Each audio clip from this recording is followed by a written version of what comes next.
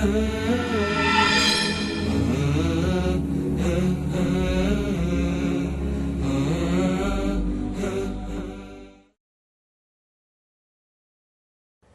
الله الرحمن الرحيم الحمد لله رب العالمين والصلاة والسلام على أشرف الأنبياء والمرسلين على نبينا محمد وعلى آله وصحبه أجمعين اللهم علمنا ما ينفعنا وانفعنا بما علمتنا إنك أنت الجواد الكريم. Assalamu alaikum wa rahmatullahi wa barakatuh. Welcome to another episode of Al-Qawaid Al-Fiqhiyya, Islamic Legal Maxims. In today's episode, we'll be looking at the maxim which states, إِذَا اجْتَمَعَ الْحَلَالُ وَالْحَرَامُ غَلَبَ الْحَرَامُ. If permissibility and prohibition coincide, prohibition prevails.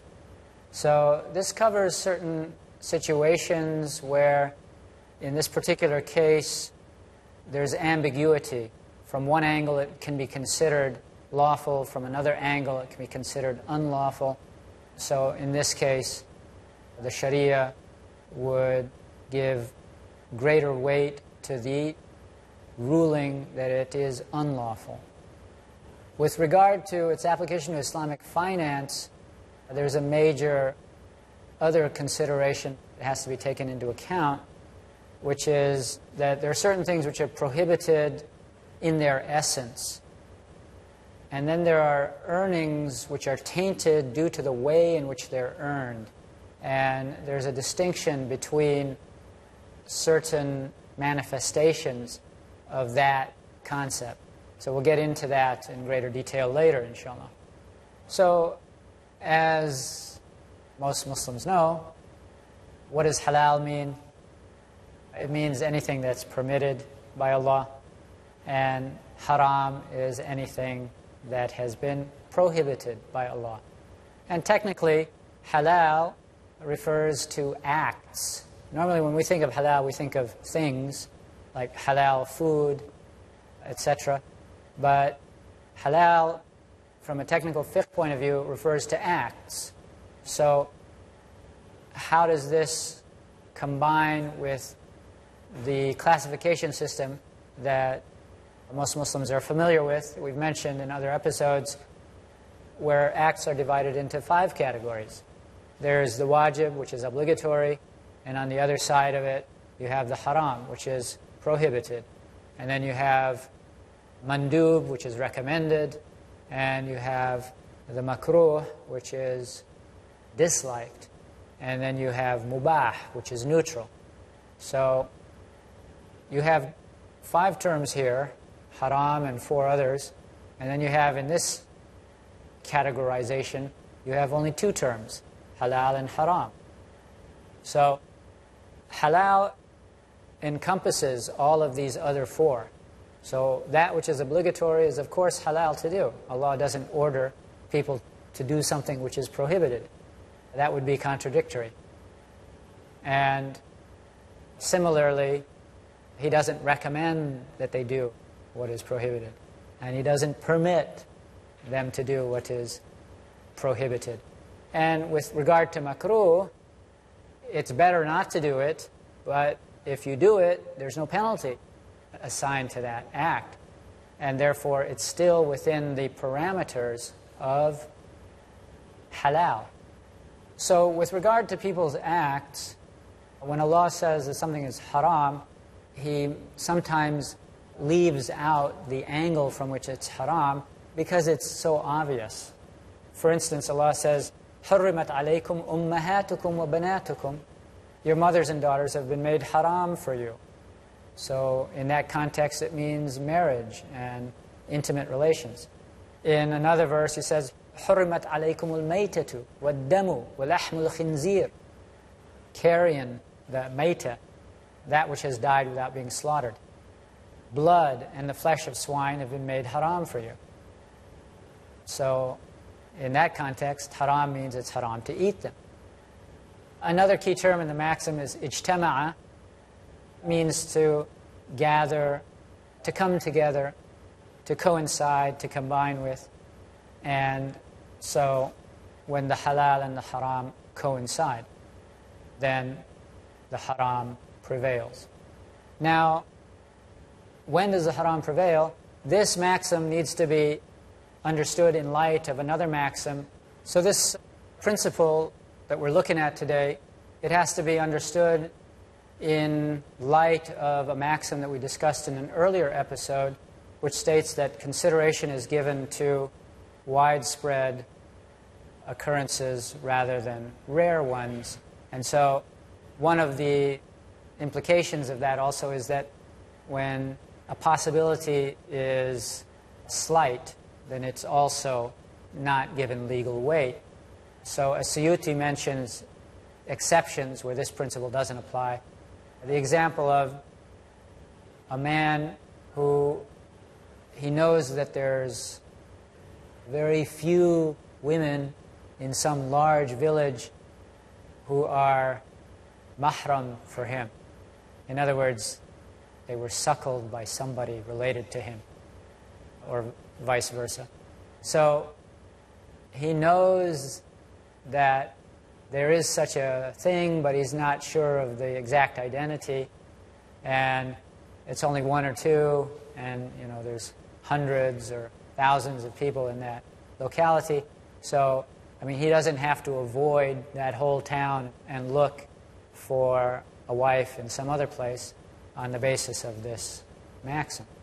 Another manifestation of the exception is this idea of extreme dilution, which we talked about in that other episode with regard to nabiz, that, after the sugar in the water combined with yeast, fermentation begins, but no legal consideration is given to these trace elements of alcohol in that fresh drink until a certain amount of time has passed by and the percentage of alcohol has increased to a certain percent where it begins to become noticeable. Now, if we look at reasons, why is it that something could be halal, we could think that it's halal from one aspect and haram from another aspect? There are various reasons for that, reasons for ambiguity. One is apparently conflicting evidence. For example, the Prophet ﷺ, he made two statements regarding what a husband is allowed to do with his wife while she is in her menses. So in one narration he told husbands, "Isna'u kulla shay'in illa nikah." You may do anything except intercourse. In another narration he told a particular husband, "Laka ma fawqa al-izar." You're allowed what is above the navel. So the first statement is more permissive than the second statement.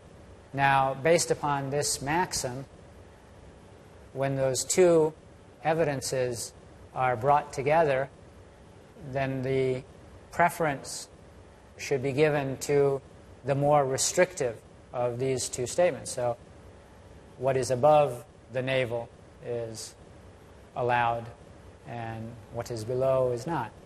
Now, another example of ambiguity arising is due to the commingling of substances.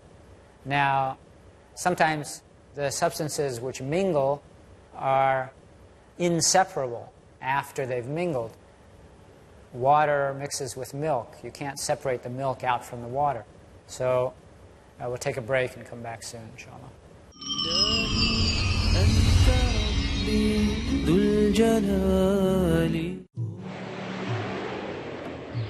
A friendly message by Dr. Zakir.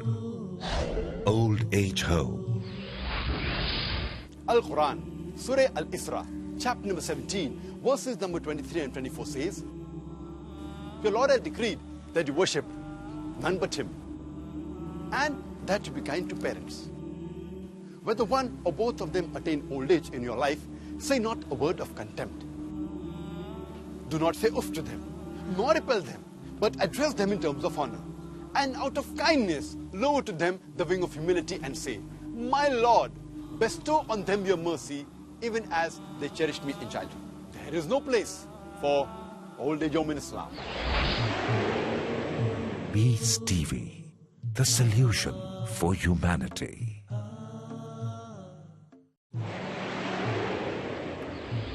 friendly message by Dr. Zakir. The most profitable business. Would you like to know the business in which you earn the maximum profit? The secret is given in the glorious Quran. In Surah Al-Baqarah, chapter number 2, verse number 261. The example of those who spend their wealth in the way of Allah is like a seed of grain, which grows 7 spikes.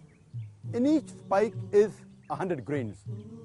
And Allah multiplies His reward to whom He wills. If you spend your wealth in the way of Allah, you will get a return of 700 times. In business terminology, you will get a profit of 70,000%. Is there any business you know of in which you'll get a better return? Invest today in the way of Allah. Peace TV, the solution for humanity.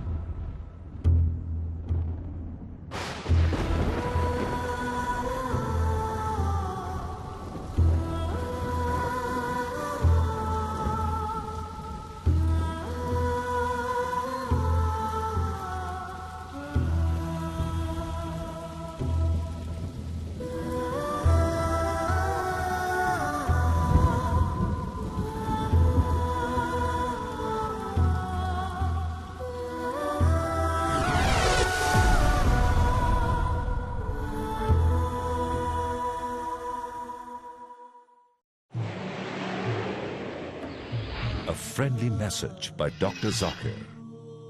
Win over your enemy. In this age of hatred and animosity, our all-loving Creator has prescribed the formula for winning over your enemy. In the glorious Quran, in Surah Fussilat, chapter 41, verse number 34. Nor can goodness and evil be equal. Repel evil with what is better. You will see that he with whom you had enmity will become your close friend. Do not defeat your enemies, but rather win them over. Win their hearts and win their minds. Peace TV, the solution for humanity. Let's come under the shade of the scholars. So the issue is a problem of knowledge. Asim Al-Hakim. Why do people do bid'ah? Imam Malik said, whoever claims there is a good innovation in the deen, Salim Al-Amri. he is accusing that Prophet Muhammad did not convey the message. Dr. Mamdouh Muhammad. If you know that the Prophet ﷺ did something and I do something else, you have to follow the Prophet ﷺ. Don't follow me. Abdul Rahim McCarthy. But if each one believes his goal is to please Allah, to follow the sunnah of Rasulullah sallallahu alaihi wasallam. Abdul Rahim Green. I think this really is to do with your internal state. Where does the Quran and Sunnah point to? Muhammad Al-Sharif. We have to follow what Allah and His Messenger said. Let's imbibe from these scholars the fruitful solutions for the problems of the world. Which one we would take and which one we would leave? Question to every Muslim. In the shade of the scholars. Next on Peace TV. Surah Ikhlas is the touchstone of theology. Theology means the study of God. Surah Ikhlas is the litmus test for the study of God. It is the 112th chapter of the Quran, verse number 1 to 4. Kul huwallahu ahad. Say He is Allah, one and only. Allahu Samad. Allah, the absolute, the eternal. Lam yalid walam yulad. He begets not, nor is he begotten. Walam yakul lahu kufuwan ahad. There is nothing like unto him. It's mentioned in Sahih al-Bukhari, volume 6, book of virtues of the Quran, hadith number 5013.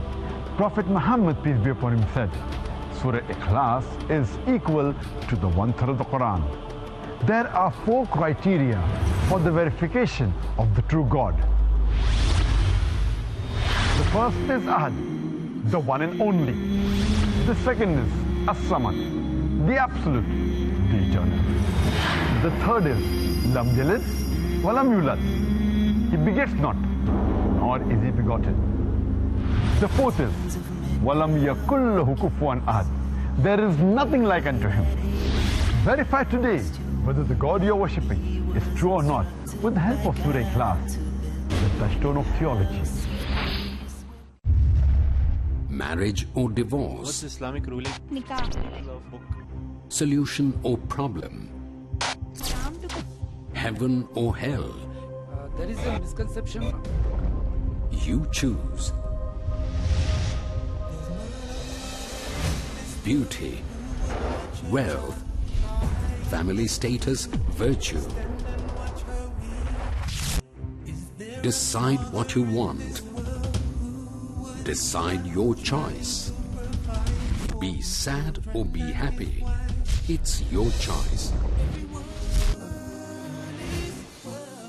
Join Dr. Zakir Naik in Better Half or Bitter Half every Friday at 6:30 p.m. and repeat telecast at 9:30 a.m. UK on Peace TV.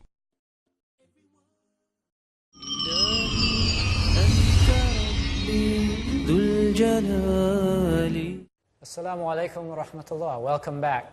So when we look at the mixing of two substances and now they're inseparable, there are different sub-cases for this category.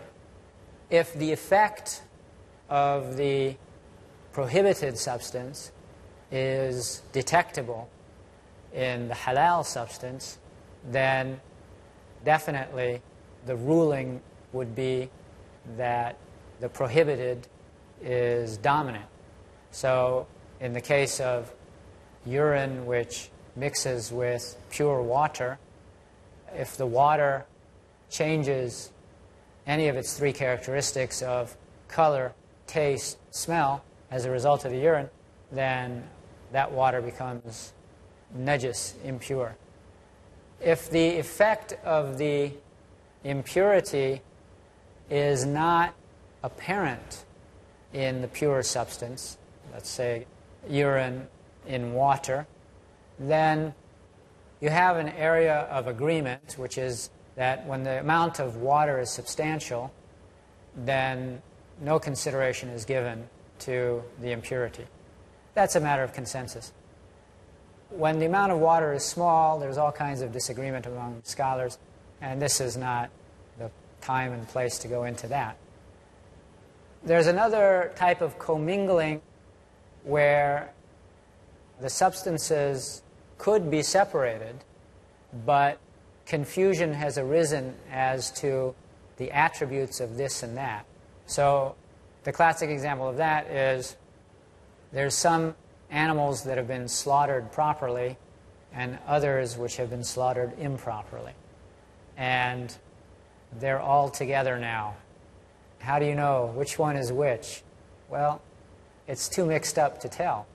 So in that situation, when there's a significant number of animals that have been slaughtered improperly, then the rule becomes that a Muslim couldn't eat any of that, because the situation there is that you're likely to get into haram there. The effect of commingling of money is more complicated. That's because money, gold, silver, the paper currency, it's not impure as a substance. What makes it impure is the way that it's earned. And there's another maxim that Sharia scholars invoke with regard to this issue, which is al-haramu la yuharrimu al-halal. That which is haram does not make the halal prohibited. And to illustrate why would somebody make that statement, it's based on the verses of riba. Allah prohibited riba, and then He said to those who have taken riba, He said, وَإِن تُبْتُمْ فَلَكُمْ رُؤُوسُ أَمْوَالِكُمْ لَا تَظْلِمُونَ وَلَا تُظْلَمُونَ. If you repent, you may have your principal without suffering loss or causing others to suffer loss. So that original sum that was loaned doesn't become forfeit as a result of the condition where the person had demanded something extra when the loan is paid back. That something extra is haram, and it is negated, and that original principle is not affected by that haram stipulation. So the person has a right to take back their principal. Wealth that's impure in its entirety includes wealth that's earned by transactions involving things that are prohibited in and of themselves. So if a person was selling alcohol or pork, for instance, then clearly that earning is unlawful. It's also unlawful if it's earned through a prohibited service, such as fortune-telling or prostitution. And another major way that wealth is impure is if it's acquired without the consent of the other party. So the person is cheated, swindled, stolen from. In that situation, that wealth is supposed to be returned to the rightful owner. In those other cases, the wealth is not returned to its rightful owner. It's supposed to be spent in charity, because the transaction itself is haram. And there's another situation like that where the wealth is earned with a person's consent, but it involves things that are prohibited, like bribery or gambling. So that would also have to be purified through charity. So pure wealth is wealth that is acquired by lawful means, and the particular means, which usually involve contracts, that they fulfill all the essential elements and the stipulations that have been laid down by the Sharia. If a contract is defective due to a flaw in an essential element, then it is what is called batil, void. And so that contract doesn't have any legal effect, and the buyer should take back his payment, and the seller should take back his good that he sold. Now, according to the Hanafis, if the contract has a flaw in some attribute that is not an essential element of the contract, that contract is what's called voidable or facid, and it can be repaired after the fact by removing that defective element. And that position has been also affirmed by scholars of some other madhabs in the classical era, and it is the position that's preferred among Sharia scholars today, particularly with regard to Islamic finance, because it provides more flexibility than the other opinion. If we look at authority for the maxim, the famous hadith, one of the Arba'in Nawawiyah, that Imam Nawawi, when he collected 40 hadiths that are the key themes of the whole religion, the Prophet ﷺ, he said, what is lawful is clear and what is unlawful is clear, and between the two there are doubtful matters, shubuhat, which many people do not know the rule for. Whoever avoids doubtful matters maintains clarity and assurance in practicing the religion and protecting his honor. But whoever falls into doubtful matters falls into the unlawful, like the shepherd who grazes his sheep at the edge of the preserve, letting it graze almost but not quite inside the boundary. Truly, every king has a preserve that is off limits to others, and truly Allah's preserve is His prohibitions. So that's, a really clear articulation of this principle. In another very simple statement, the Prophet ﷺ, he said, "Da' ma yuribuka ila ma la yuribuk." Leave that which causes you doubt for that which causes you no doubt. And in another narration, Adi ibn Hatim, he asked the Prophet ﷺ, he said, we use hunting dogs to hunt. And so how do we do that in a Sharia-compliant manner? So the Prophet ﷺ told him, he said, when you send off your dog, recite the name of Allah. And if it catches game for you and you find it alive, then slaughter it. But if you find another dog along with your dog and the game is dead, don't eat it, for you do not know which one of them killed it. And in one version, he said, for you only recited Allah's name on your own dog, and you did not recite it on the other. And so these are all manifestations of that principle. There are some hadiths where this principle is limited to a certain extent. Like for instance, the prohibition of silk for men. The Prophet ﷺ, he said, do not wear silk, for one who wears it in this world will not wear it in the hereafter.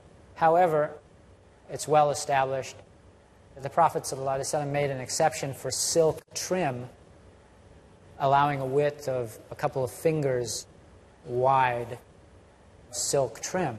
And in fact, there's a statement made by Ibn Abbas where he said the Prophet ﷺ only prohibited pure silk garments for men. And so based upon that, there's a well-known juristic opinion that when the weight of the silk in the garment is less than half, that it would be permissible for a man to wear it. If we look at examples of this principle in fiqh, if a person were to say, he makes a combination of the known and the unknown in a contract. He says to the buyer, he says, I'll sell you that stallion and the fetus in the womb of that mare for a sum total of 1,000. So the stallion is something that the buyer can know about at the time of the sale. The fetus is an unknown quantity. So when the unknown is then mixed with the known in a single contract, then it spoils the contract. Another example, if pastry is made with shortening that consists of lard, then the entire pastry becomes unlawful for a Muslim to eat. That's something that pretty much everybody knows that.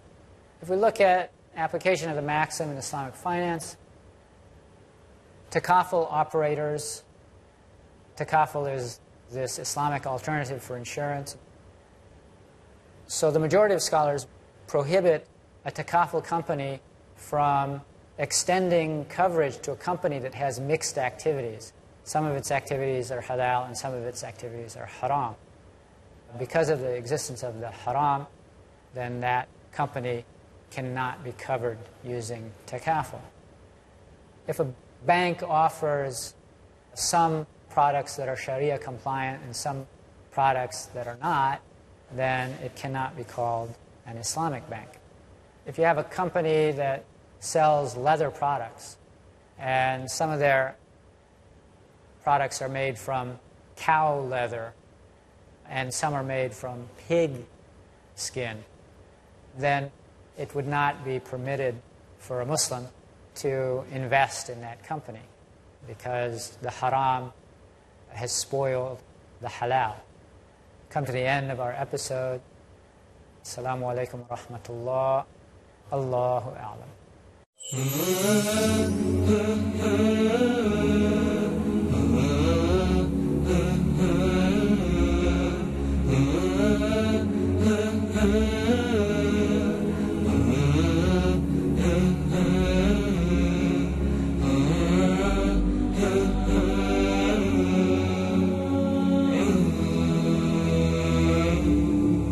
إلهي أنت ربي ذو الجلال علمت بما نويت بلا جدال إلهي قد أتيتك فاعف عني وهذا ذل يغني عن سؤال